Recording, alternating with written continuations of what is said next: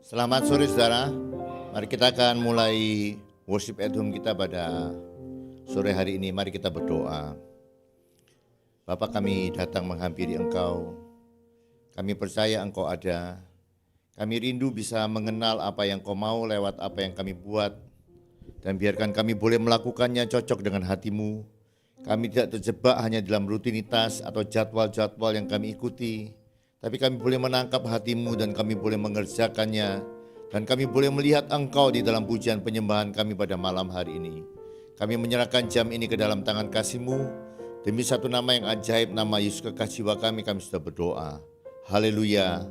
Amin. Selamat sore saudara. Saya mengucap syukur untuk saudara yang masih setia mengikuti acara worship at home ini sampai hari ini. Tapi saya ingin membangkitkan kembali ya, maksudnya orang-orang yang sudah mulai mungkin tidak lagi secara teratur mengikuti acara worship at home ini.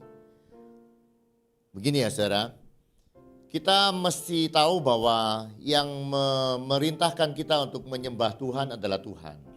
Tuhan yang penuh kasih memerintahkan kita untuk melakukan penyembahan kepada Dia. Kalau kita mengenal bangsa Israel juga dikeluarkan dari perbudakan Mesir untuk beribadah menyembah Tuhan. Nah, Tuhan kepengen ya saudara, ketika kita melakukan ibadah atau penyembahan kepada Tuhan, itu karena perintah Tuhan yang sangat mengasihi kehidupan kita. Jadi Tuhan belum pernah memerintahkan sesuatu untuk sesuatu yang iseng atau sesuatu yang begitu saja. Allah memerintahkan kita karena Allah menyediakan berkat yang luar biasa bagi orang-orang yang mau menyembah Dia.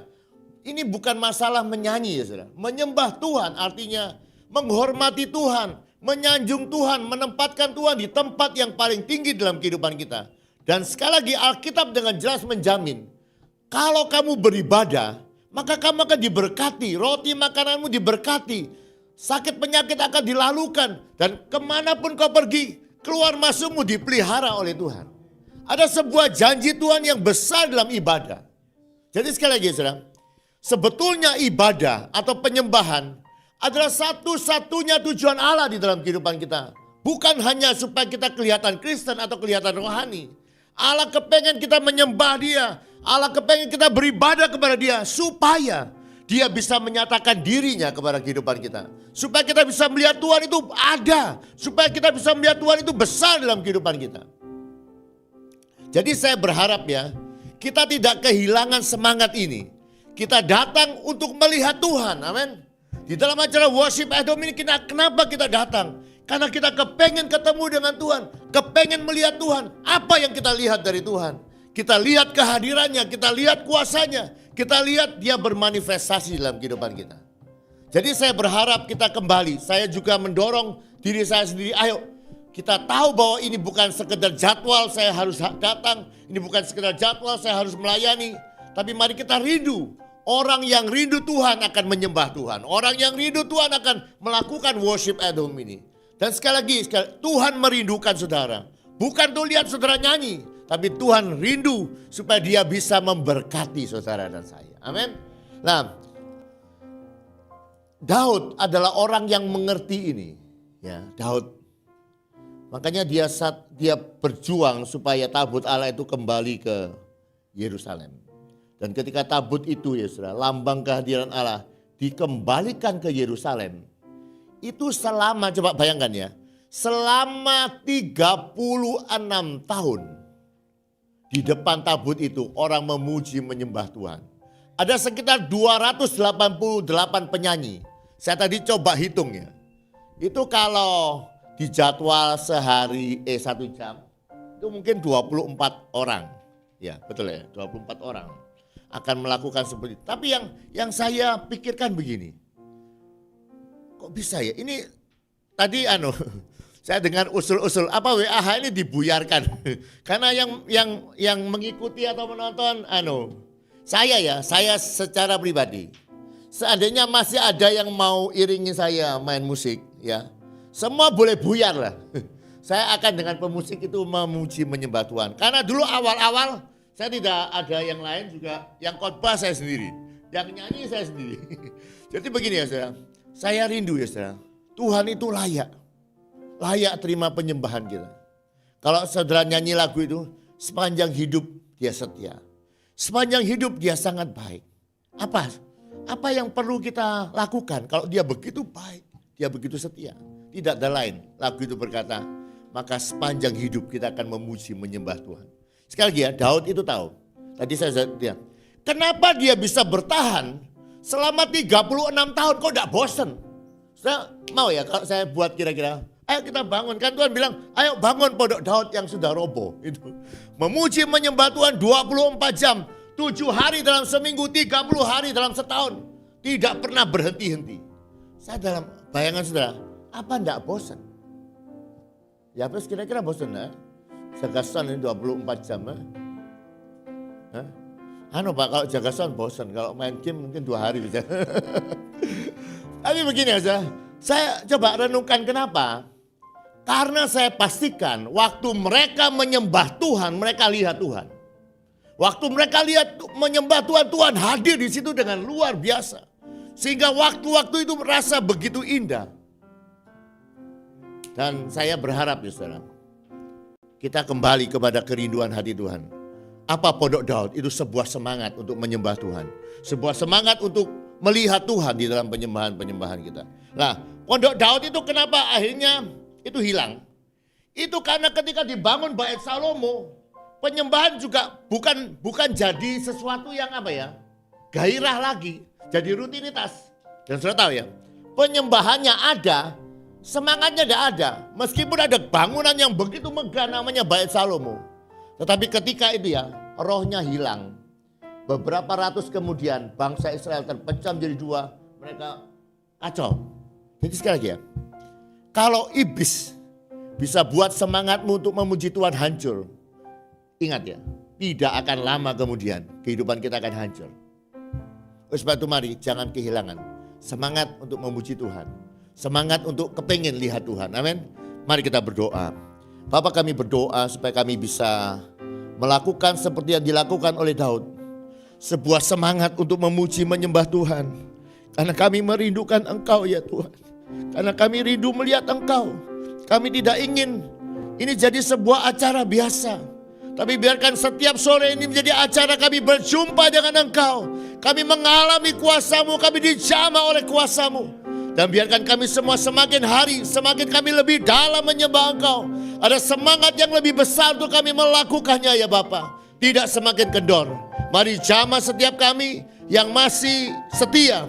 Tambah-tambahkanlah semangat, tambah-tambahkanlah gairah. Tambah-tambahkanlah kerinduan untuk kami menyembah Engkau ya Tuhan. Kami sadar Engkau tidak melihat secara fisik apa yang kami lakukan. Engkau melihat sampai kedalaman hati kami. Kami mintakan kembali hati yang baru, nyanyian yang baru. Untuk memuji menyembah Tuhan, tambahkanlah semangat kami. Untuk merindukan Engkau, urapilah kami ya Tuhan. Dan datanglah menjamah kami dalam acara worship at home kami. Sekali lagi ya Bapa, kami persembahkan sore-sore kami ini ke dalam tangan kasih-Mu. Demi satu nama yang ajaib, nama Yesus kekasih kami sudah berdoa dan bersyukur. Haleluya. Amin. Mari kita akan mulai memuji menyembah Tuhan. Mari naikkan syukur kita di hadapan Tuhan dengan semangat lagi. Haleluya.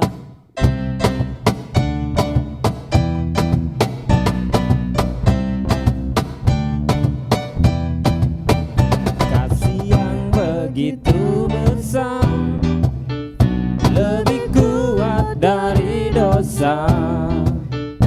Kasih yang menyembuhkanku, selamatkan dan pulihkanku.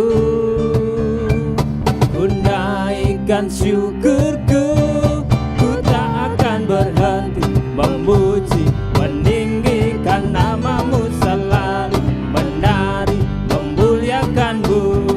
Dibebaskan, dibangkitkan, hidup yang Kau beri, dan kini hanya untuk-Mu. Amin Tuhan. Mari sama-sama katakan, kasih yang begitu besar, lebih kuat dari dosa. Kasih yang menyembuhkanku, selamatkan dan pulihkanku.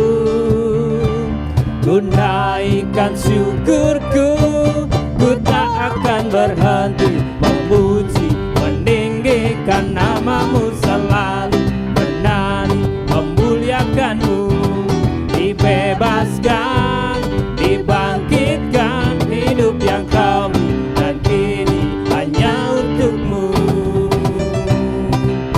Amin Tuhan, haleluya. Kasih yang begitu besar, lebih kuat dari dosa, dari dosa. Kasih yang menemukanku, selamatkan dan pulihkanku. Ku naikkan syukurku, ku tak akan berhenti memuji, meninggikan namamu selalu, menari, memuliakanmu.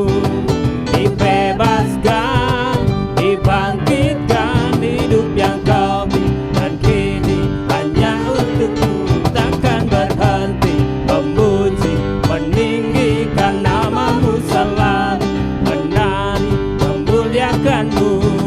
Dibebaskan, dibangkitkan, hidup yang kau beri dan kini hanya untukmu. Takkan berhenti memuji, meninggikan namamu selalu, menari, memuliakanmu. Dibebaskan, dibangkitkan, hidup yang kau beri dan kini hanya untukmu. Hidup yang kau beri dan kini hanya untukmu. Hidup yang kau beri dan kini hanya untukmu. Amin. Mari bersyukurlah kepada Tuhan, sebab Ia baik. Haleluya.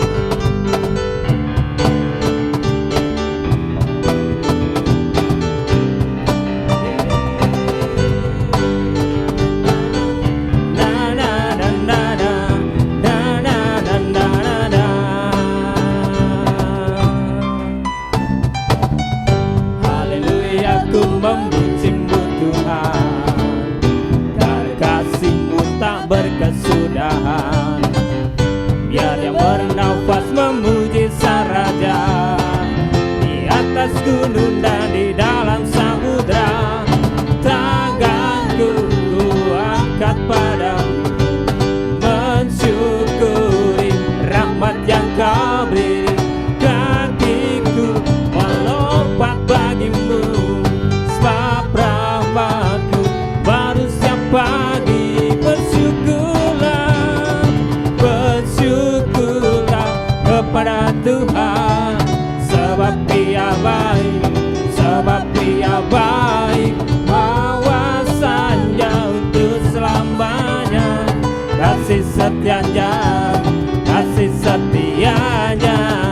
Na na na na na, na na na na na, na na na na na na. Haleluya, ku memujimu Tuhan, karena kasih-Mu tak berkesudahan. Biar yang bernafas memuji Sang Raja, di atas gunung dan di dalam samudra. Tanganku ku angkat padamu, mensyukuri rahmat yang kau beri. Kakiku, kakiku melompat bagimu, sebab rahmat-Mu baru setiap pagi. Bersyukurlah kepada Tuhan, sebab Dia baik, sebab Dia baik. Bawasannya untuk selamanya, kasih setianya, kasih setianya. Na na na na na, na na na na na, na na na na na na. Haleluya, haleluya, ku memujimu Tuhan, karena kasih-Mu tak berkesudahan. Amin. Biar yang bernafas memuji Sang Raja, di atas gunung dan di dalam samudra. Tanganku ku angkat padamu, kami bersyukur Tuhan. Kakiku, kakiku melompat bagimu, sebab rahmat-Mu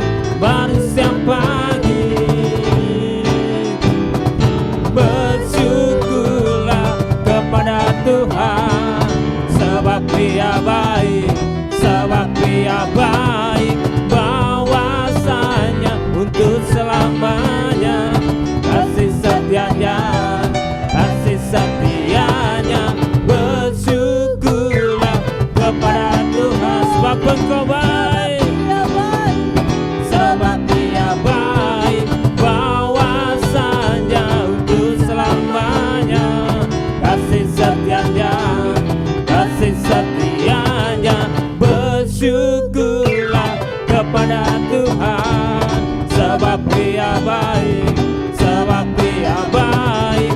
Bahwasanya untuk selamanya, kasih setianya, kasih setianya.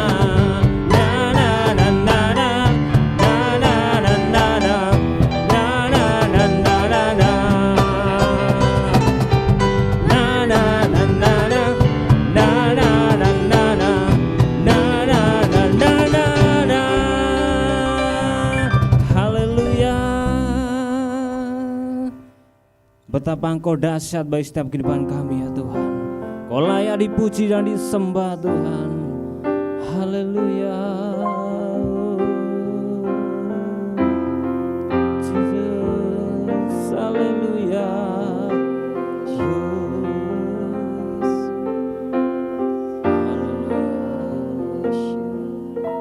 Betapa dahsyat Engkau Tuhan, pencipta segala yang ada, dulu sekarang sampai selamanya. Hanya Engkau Tuhan, tak terselami pikiranmu, tak terukur panjang setiamu, dulu sekarang sampai selamanya. Hanya Engkau Tuhan, ku sembah Engkau Yesus, hanya Engkau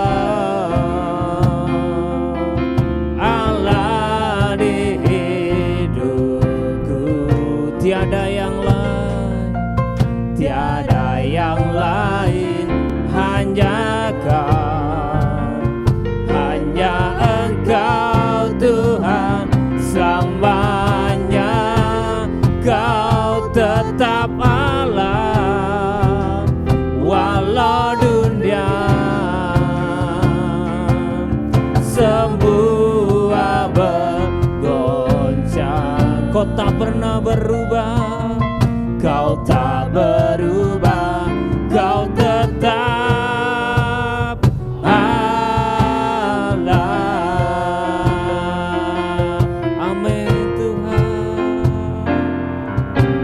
Betapa dahsyat Engkau Tuhan, pencipta segala yang sekarang sampai selamanya. Hanya Engkau Tuhan, tak terselami.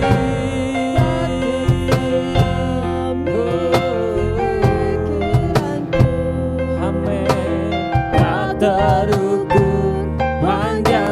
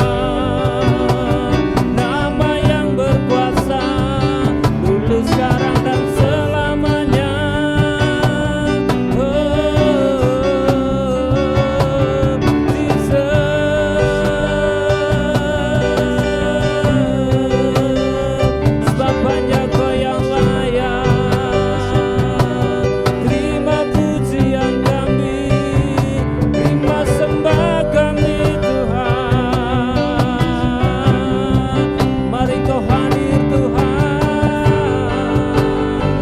Engkau datang Tuhan untuk menjamah setiap umat-Mu. Nyatakan kebesaran-Mu, nyatakan kemuliaan-Mu, Jesus.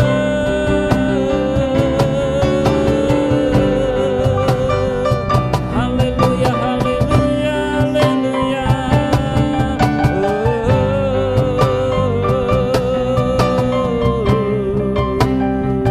Terima kasih Tuhan, terima kasih Yesus. Haleluya, Bapa yang baik, kami mengucap syukur untuk kesempatan sore hari ini. Kami boleh ada karena semua kasih setiamu yang begitu besar atas setiap kami ya Bapa. Kalau sebentar lagi kami mau mendengarkan firman-Mu, biarlah firman-Mu ini tidak hanya berlalu begitu saja, tetapi bisa bertumbuh dan berbuah dalam setiap kehidupan kami. Urapi juga hamba-Mu yang akan menyampaikan, biarlah Engkau saja Tuhan yang berbicara lewat setiap jemaat-Mu melalui hamba-Mu ini ya Bapa. Berbicaralah Tuhan, kami sudah siap untuk mendengarkan. Di dalam nama Tuhan Yesus, haleluya, amin. Shalom Bapak Ibu Saudara. Bapak Ibu Saudara, beberapa waktu yang lalu ada ini ya, kan negara kita sedang bergejolak gitu ya, bergejolak politiknya itu. Nah, kemudian ada suatu, pasti Bapak Ibu Saudara tahu ya kan, yang tentang ada pengemudi Gojek yang dilindas sama mobil polisi. Nah itu ya. Nah, saya tuh biasanya kalau ada berita-berita politik seperti itu, ya cuma dibaca gitu ya, cuma dibaca. Saya jarang repost. Tapi begitu tentang ojek ini ya, waktu ojeknya dilindas oleh polisi, wah ini karena saya sering pakai jasanya ojek ini ya, jadi kayak sedikit ada hubungan emosional. Jadi ketika ada berita itu, saya tuh langsung tak repost segala berita tentang ojek yang dilindas. Kemudian intinya kan saya juga ikut dalam tanda kutip pegel sama polisi gitu ya. Terus tak repost banyak, tak repost di status Instagram saya. Saya nggak kepikiran waktu itu, pokoknya asal nge-repost karena saya terbawa emosional, saya cepat bereaksi. Jadi saya langsung repost. Saya lupa kalau saya itu punya teman yang suaminya polisi. Nah, kemudian saya tuh di komen, "Loh, kamu jangan gampang-gampang repost gitu ya, kan kamu harus kalau lihat kebenaran itu dari dua sisi gitu. Kamu nggak lihat gitu." Pokoknya teman saya tuh agak sedikit protes gitu loh. Kamu nggak melihat dari sisi sebagai polisi gitu. Terus ya saya sempat sedikit kayak berdebat gitu ya lewat chat gitu. Loh, nggak bisa, kenyataannya kan gini, meskipun pokoknya intinya saya tuh nggak mau kalah gitu. Kemudian ternyata beberapa saat kemudian Tuhan tuh kayak ingatkan gitu loh ya.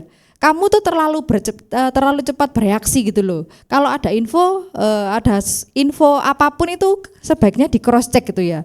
Jadi besok-besoknya ya demi menghindari perdebatan kayak gitu ya. Kan saya mikirnya kalau saya berdebat, apalagi teman saya itu kan di luar Tuhan gitu. Jadi saya nggak jadi berkat. Jadi saya berusaha ya wes nggak usah buka sosmed dulu supaya supaya pikiran saya ini nggak penuh dengan berita-berita yang nggak penting gitu ya. Kemudian saya diingatkan, ada pepatah gitu ya, pepatah yang berkata reaksi yang salah dalam 5 detik bisa menghancurkan hasil yang dibangun selama bertahun-tahun. Nah, saya dan teman saya yang istrinya polisi ini sudah berteman waktu selama kuliah, saya dekat sama dia. Tapi saya lupa kalau ternyata dia itu kan suaminya ternyata polisi. Jadi hubungan saya, kalau saya menuruti tindakan saya yang impulsif ini ya nggak mikir panjang, mungkin hubungan saya dan teman saya agak sedikit memburuk karena saya nggak berpikir 2 kali untuk merepost suatu informasi gitu ya. Kemudian saya diingatkan di firman Tuhan ya. Ini adalah poin yang pertama gitu. Jadi cepat marah itu bukanlah solusi, melainkan jebakan. Nah, seperti yang saya tadi lakukan ya, kan saya, kasihan ya. Tukang ojek ini kok bisa polisinya jahat kayak gitu loh. Saya mikirnya kayak gitu. Wes polisi ini, pokoknya dalam komen-komenan saya polisi ini kayak nggak bisa dipercaya lagi. Intinya seperti itu. Nah, Tuhan itu ingatkan firman Tuhan di Amsal 14 ayat 29. Nah, firman Tuhan itu berkata seperti ini ya. Orang yang sabar besar pengertiannya, tetapi siapa cepat marah membesarkan kebodohan. Nah, ini juga sama gitu ya. Kalau misalnya kita tuh mengendarai motor gitu ya, mengendarai motor dan ada orang yang tiba-tiba kayak motong jalan gitu ya. Pasti reaksi pertama kita tuh ya pingin marah gitu, pasti pingin maki-maki. Banyak kejadian gitu kalau tiba-tiba ada yang motong pasti di kata-kata kasar keluar gitu ya. Pasti pengen, atau waktu itu pernah di jalan juga selain kata-kata kasar kayak keluar jari tengah gitu. Waktu itu yang motong ibu-ibu, yang dipotong itu anak muda. Jadi anak muda itu kayak langsung keluar jari tengah gitu ya. Ya kalau saya lihat ya wajar, kaget gitu. Tapi firman Tuhan juga mengingatkan lagi ya, kalau kita lakukan itu terus-menerus, kita nggak bisa mengendalikan diri, kita mendahulukan marah kita, yang ada kita bisa celaka. Celakanya seperti ini, kita kalau ribut di jalan kayak gitu ya, yang awalnya mungkin kalau kita bisa mengendalikan kemarahan kita, ya sabar gitu ya, sabar. Yang penting aku nggak apa-apa, motorku nggak apa-apa. Tapi kalau kita meladeni misalnya mengajak ribut orang yang motong kita itu, dari yang kendaraannya biasanya mungkin cuma lewat gara-gara kita buat keributan, jadinya banyak orang lihat, terus tiba-tiba yang awalnya gak ada polisi datang, mungkin polisinya datang kayak gitu ya. Makanya kita harus lebih sabar gitu. Kalau ada situasi yang membuat kita ingin marah, kita ya harus ambil napas, tarik napas, senang, dan supaya kita tuh tidak menghadapi masalah yang lebih besar. Itu ada contohnya di Alkitab. Di Bilangan 20 ayat 10 sampai 12. Saya bacakan aja ya. Ya, Bilangan 20 ayat 10 sampai 12. Tentang Musa ya ini, Musa di Meriba. Ketika Musa dan Harun telah mengumpulkan jemaah itu di depan bukit batu itu, berkatalah ia kepada mereka, "Dengarlah kepadaku, hai orang-orang durhaka, apakah kami harus mengeluarkan air bagimu dari bukit batu ini?" Sesudah itu Musa mengangkat tangannya lalu memukul bukit batu itu dengan tongkatnya 2 kali. Maka keluarlah banyak air sehingga umat itu dan ternak mereka dapat minum. Tetapi Tuhan berfirman kepada Musa dan Harun, "Karena kamu tidak percaya kepadaku dan tidak menghormati kekudusanku di depan mata orang Israel, itulah sebabnya kamu tidak akan membawa jemaah ini masuk ke negeri yang akan kuberikan kepada mereka." Jadi Musa juga pernah gitu ya kehilangan kendali atas dirinya, atas emosinya. Jadi dia langsung memukul batu karena kesal sama bangsa Israel. Karena bangsa Israel ya kalau saya jadi Musa pun ya pasti mangkel. Karena mereka tuh kayak nggak nurut sekali sama Musa gitu. Tapi ada akibatnya. Ketika Musa itu kehilangan kendali gitu ya. Akibatnya apa? Seperti yang kita tahu Musa tidak bisa masuk ke tanah perjanjian. Jadi reaksi, kalau kita cepat bereaksi itu berdampak besar untuk kehidupan kita. Seperti yang dialami Musa. Seperti kisah saya tadi, ketika saya cepat bereaksi, cepat ripos, hampir saja hubungan saya dengan teman saya yang baik jadi sedikit ini ya, berdebat kayak gitu. Kemudian poin yang kedua, nah, firman Tuhan juga berkata, cepat bicara bisa menimbulkan masalah. Itu ada di Yakobus 1 ayat 19. Setiap orang hendaklah cepat untuk mendengar, lambat untuk berkata-kata, dan juga lambat untuk marah. Makanya kan sering kita dengar ya, kenapa Tuhan tuh nyiptakan telinga 2, mulut 1. Karena kita disuruh untuk lebih banyak mendengarkan daripada ngomong gitu ya. Jadi seperti kita tahu juga banyak masalah itu terjadi karena kita itu terlalu cepat berbicara. Kan berbicara itu enggak cuma berbicara langsung gini ya, seperti yang saya lakukan tadi, ngetik juga tanpa banyak mikir gitu. Nah, apa yang disebut dengan orang bijak? Orang bijak itu adalah orang yang mendengar lebih banyak daripada berbicara. Jadi kalau bisa kita terapkan ya, kalau kita menerima informasi, kan sekarang kalau kita buka sosmed sedikit tuh banyak sekali informasi gitu ya. Yang dimaksud dengan lebih banyak mendengar berarti kita ya seperti teman saya bilang, makanya disaring dulu, dilihat banyak informasi dari 2 sisi. Mana ya sebagai polisi nggak bisa disalahkan juga gitu, karena ya mungkin takut. Kalau orang takut kan pasti tindakannya dilakukan juga. Coba kamu kalau takut pasti kan kayak gini, dia bilang bla bla bla. Oke ya, saya bilang ya wis sorry kayak gitu. Kalau saya itu lebih karena ya saya nggak kepikiran, cuma saya mengedepankan emosi saya sakno gitu. Kasihan ya abang Gojek ini ya. Nah, kan juga sering kali kita gitu ya, kalau ada pesan WA gitu ya, Kalau baca di chat-chat di WA gitu, kan kita nggak tahu gitu, artinya emot atau misalnya ada kata-kata nggak bisa tanda seru. Nah itu kan interpretasi tiap orang beda-beda gitu ya. Wah ini kayaknya marah, tapi aslinya yang ngetik itu ya nggak marah. Nah makanya kita harus memahami dulu gitu. Jadi mungkin ketika kita menerima pesan ada tidak, nggak bisa tapi tanda seru. Wah, ini kayak orangnya marah. Kamu kok marah sih lo? Padahal yang kirim merasa nggak marah. Coba kalau orang itu tanya gitu ya, maksudnya nggak usah terlalu cepat menyimpulkan orang ini marah, makanya dia ngetik pakai tanda seru. Kalau dia tanya baik-baik mungkin nggak akan terjadi misalnya ribut gara-gara chat. Di sini juga ada kisah di Alkitab di Ayub ya. Ayub 42 ayat 7. Ini ceritanya tentang ini ya, saat Ayub mengalami penderitaan. Nah, teman-temannya itu terlalu cepat berbicara dan menghakimi dia. Nah, ini ya. Setelah Tuhan mengucapkan firman itu kepada Ayub, maka firman Tuhan kepada Elifas orang Teman. Bacanya Teman atau Teman ya kayak gitu ya. Murkaku menyala terhadap engkau dan terhadap kedua sahabatmu karena kamu tidak berkata benar tentang aku seperti hambaku Ayub. Jadi kalau kita baca ya di Ayub 42 ini, ketika Ayub ngomong sahabatnya itu langsung iya kamu tuh loh paling dosamu tuh bla bla bla bla bla bla bla bla. Intinya mereka nggak mau mendengarkan curhatannya Ayub. Padahal kan Ayub itu cerita, kepingin bebannya itu hilang. Pikirnya dia dengan punya sahabat, dia cerita sedikit meringankan bebannya. Tetapi apa yang dilakukan sahabat-sahabatnya? Mereka langsung nggak mau mendengarkan sampai selesai. Dia langsung, oh iya kamu kena penyakit ini mungkin kualat ya. Itu bahasa menurut saya sahabat-sahabatnya mungkin seperti itu. Sampai Tuhan bilang seperti itu ya kepada sahabat-sahabatnya Ayub. Jadi poin yang kedua itu cepat berbicara bisa menimbulkan masalah. Kemudian poin yang ketiga, kan reaksi itu ada yang marah, kemudian cepat berkomentar. Kemudian reaksi yang ketiga yang saya catat di sini adalah cepat takut, itu bisa menghilangkan iman. Jadi ketika kita baca berita, waduh kondisi ekonomi Indonesia ini kayaknya nggak baik, jadi sedikit bikin bimbang, bikin khawatir, bikin takut.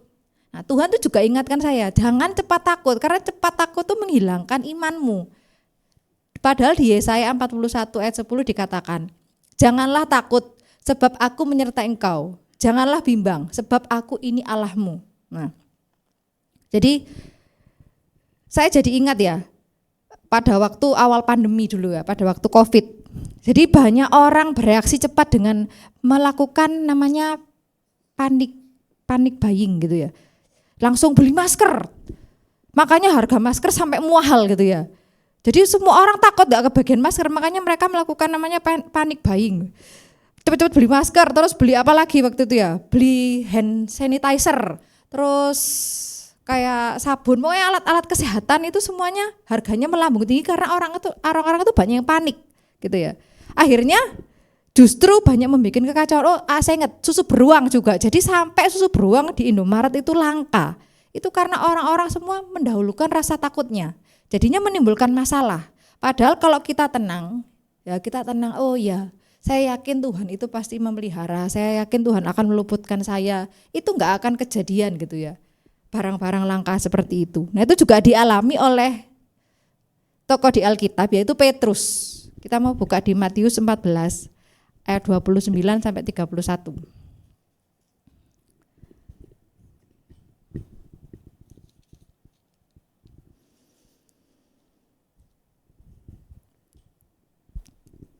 Nah ini, jadi ceritanya ini Petrus berjalan di atas air.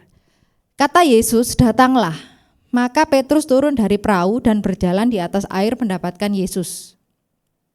Ayat 30, tetapi ketika dirasanya tiupan angin, takutlah ia dan mulai tenggelam lalu berteriak, Tuhan tolonglah aku. Segera Yesus mengulurkan tangannya, memegang dia dan berkata, hai orang yang kurang percaya, mengapa engkau bimbang? Jadi kan awalnya Petrus ini bisa berjalan, karena dia fokus, jadi dia bisa berjalan di atas air. Tapi ketika angin datang, dia langsung bereaksi, gitu lah, langsung takut. Apa yang terjadi? Karena ia takut, melihat angin dan ombak, Petrus tuh mulai tenggelam. Yang awalnya bisa jalan di atas air karena dia langsung bereaksi, yaitu takut tadi itu. Mujizat Tuhan langsung kayak hilang di hidupnya Petrus. Demikian juga kita ya Bapak Ibu Saudara ya. Nah, poin yang keempat, tadi kan Tuhan mengajarkan kita untuk menjadi orang yang tenang, orang yang sabar, orang yang bijaksana. Apa itu bijaksana ya? Bijaksana itu berarti memberi ruang bagi Tuhan bekerja. Jadi saya mencatat di poin yang keempat, bijaksana itu adalah memberi ruang bagi Tuhan untuk bekerja. Di Pengkhotbah 7 ayat 9 dikatakan, janganlah lekas-lekas marah dalam hati, karena amarah menetap dalam dada orang bodoh. Nah, contohnya satu-satunya ya di Alkitab ya Tuhan Yesus ini ya. Jadi Tuhan Yesus ini waktu dituduh, dihina, bahkan disalib, yang Tuhan Yesus pokoknya nggak melakukan kesalahan, tapi dia tuh disalib. Dia tuh nggak cepat bereaksi dengan marah, membela diri pun enggak. Luar biasa gitu ya, nggak gampang. Saya aja kalau bukan saya yang salah gitu ya. Saya tadi aja jelas-jelas langsung repost itu, teman saya WA saya langsung kayak buat tameng, enggak aku enggak salah ini, enggak salah kan, beritanya bener kan, seperti itu. Kan bener dia itu dilindas. Tapi apa yang Tuhan Yesus ajarkan gitu ya. Jadi saat kita dituduh, dihina dan bahkan disalib, Tuhan Yesus itu memilih diam. Bahkan Tuhan Yesus itu berdoa bagi orang-orang yang menyiksanya. Kita mau buka di Lukas 23 ayat 34.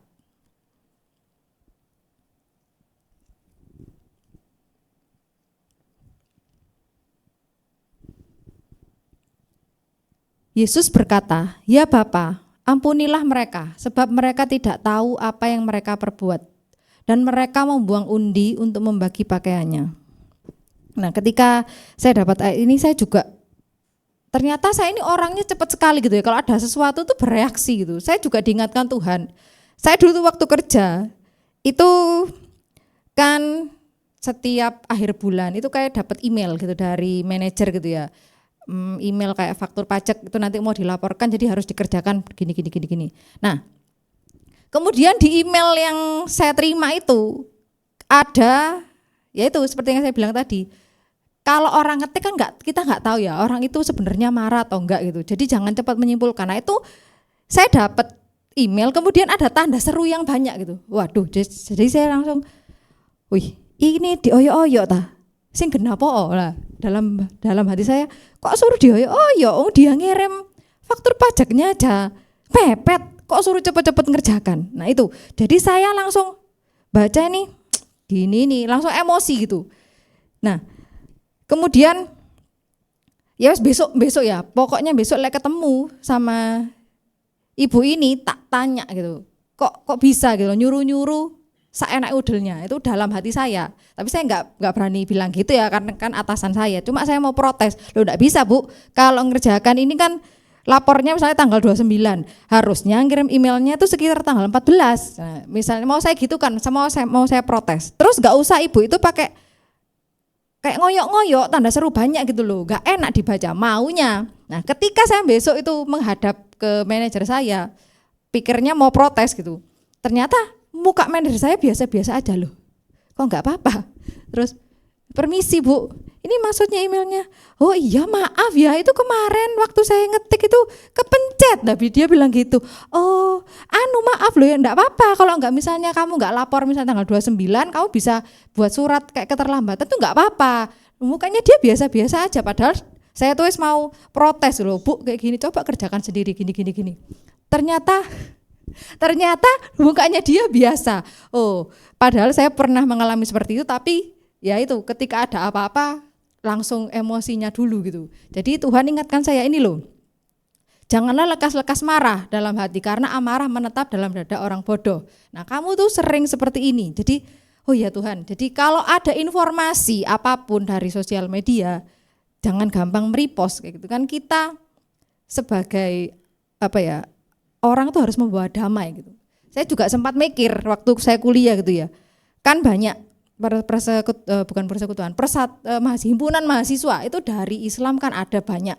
Jadi kalau ada kebijakan misalnya nggak cocok, mereka turun ke jalan. Katolik juga ada. Saya mikir, ini orang mahasiswa Kristen ini kok diem-dieman kabeh, kok nggak ada yang peduli. Saya tuh mikir gitu. Mereka ini kayaknya kok nggak ini ya, kayak nggak peduli banget, terus cuek-cuek aja. Saya mikir kayak gitu, sampai nggak ada itu organisasi mahasiswa Kristen yang kayaknya mengurusi kebijakannya kampus, kebijakannya apa. Terus saya tanya, kok nggak peduli banget sih orang-orang ini, orang kita sebagai orang Kristen, kayak yang orang Katolik, orang ini mereka turun ke jalan loh, kan kayaknya seru, peduli sama itu. Loh, kita kan mau meneladani Tuhan Yesus. Itu kakak rohani saya ngomong gitu. Tuhan itu mengajarkan kita untuk apa? Kan doa. Jadi bagiannya kita berdoa ya, biarkan mereka itu yang turun ke jalan apa, kamu ya berdoa aja. Jadi saya ketika saya merenungkan itu, semua yang dulu-dulu tuh ingat, oh iya benar-benar Tuhan juga mengajarkan seperti itu ya. Saat dia dituduh, dia dihina, dia nggak membela diri, memilih diam, bahkan berdoa. Nah itu sudah Tuhan ajarkan. Kenapa nggak saya lakukan gitu? Ya, jadi yang saya tangkap di sini ya, bereaksi terlalu cepat tuh bisa membuat kita salah langkah. Saya seperti itu sudah berulang kali, tapi ya puji Tuhan, Tuhan itu baik ya. Dia masih tetap mengingatkan dengan firman-firman. Jadi ketika saya mau merepost lagi besoknya berita itu, enggak wis, mending saya diem. Saya enggak, ya kalau ada informasi mungkin dalam hati ini emosi, tapi kita lihat dulu cerita dari dua sisi kayak gitu ya. Dan apa yang Tuhan ajarkan kita ya berdoa. Kalau kamu memang kayak enggak tahan gitu lihat berita seperti ya, berdoa buat bangsa ini seperti yang dilakukan oleh Daniel, Nehemia gitu. Kan di Alkitab enggak ada itu. Oh, Tuhan ngasih contoh, tokoh-tokoh Alkitabnya ngasih contoh apa ya, kayak protes, nggak ada. Bahkan Tuhan sendiri memberi contoh untuk diam dan berdoa. Nah jadi ini ya, mari kita belajar untuk menjadi orang yang tidak cepat bereaksi, marah, tidak cepat bicara, tidak cepat takut, tetapi kita lebih cepat untuk mendengarkan suara Tuhan gitu ya. Dengan berdoa, kita lebih banyak berdoa, kita akan lebih banyak mendengarkan suara Tuhan. Jadi kalau ada informasi apapun tuh kita nggak cepat langsung bereaksi dengan tindakan kita sendiri. Ya, sekian firman Tuhan, mari kita berdoa. Terima kasih Tuhan untuk firman-Mu sore hari ini ya Bapa. Kami belajar melalui firman-Mu hari ini, kami tidak terlalu cepat untuk bereaksi, tidak terlalu cepat untuk mengambil tindakan ya Bapa. Ajari kami untuk selalu lambat untuk marah, lambat untuk berbicara, tetapi cepat untuk mendengarkan, terutama mendengarkan suara-Mu ya Bapa.